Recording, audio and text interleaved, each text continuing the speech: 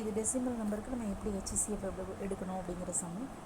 இதில் decimal number வந்து 1.08, 0.36 and 0.9 அப்படி கொடுத்துருப்பாங்க. ஸோ நம்ம இதில் என்ன செய்கிறோன்னா ஒரு காமன் நம்பரை வச்சு மல்டிப்ளை பண்ணோன்னா இந்த டெசிமல்லாம் போயிடும். இப்போ 1.08 எடுத்துட்டோன்னா பாயிண்ட்டுக்கு அப்புறம் 2 டிஜிட் இருக்குது. ஸோ 2 டிஜிட் இருக்கிறதுனால 100 வச்சு மல்டிப்ளை பண்ணோன்னா 108 மாறிடும். அதே மாதிரி 0.36 100 வச்சு மல்டிப்ளை பண்ணால் 36 ஆயிரும்.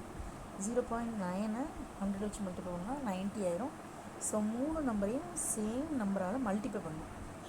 அப்போ 100 வச்சு பண்ணும்போது ஒரு 3 நம்பர் கிடைக்கும். அந்த 3 நம்பருக்கு நம்ம HCF கண்டுபிடிச்சிட்டு கிடைக்கிற ஆன்சரை இங்கே 100 வச்சு மல்டிப்ளை பண்ணதுனால ஆன்சருக்கு 100 வச்சு டிவைட் பண்ணணும்.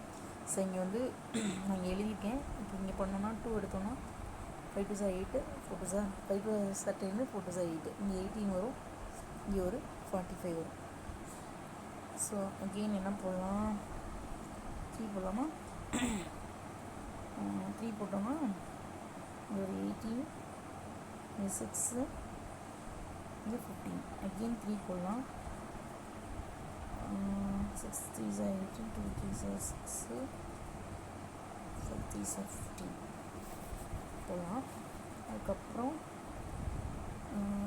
அவ்வளோதானா? அவ்வளோதான். இதில் வந்து காமன் ஃபேக்டர் எதுவும் இல்லை. ஸோ HCF வந்து என்னென்னா இந்த 3ஐயும் மல்டிப்ளை பண்ணணும். இப்போ 2 × 3 × 3 வருமா? ஸோ HCFக்கு மல்டிப்ளை பண்ணோன்னா 2 × 3 × 3 பண்ணிட்டு பை 100, ஏன்னா 100 வச்சு மல்டிப்ளை பண்ணதுனால இங்கே 100 வச்சு டிவைட் பண்ணுறோம். அப்போ 18/100 வரும். 18 100ஆல் டிவைட் பண்ணோம்னா ஆன்சர் 0.18.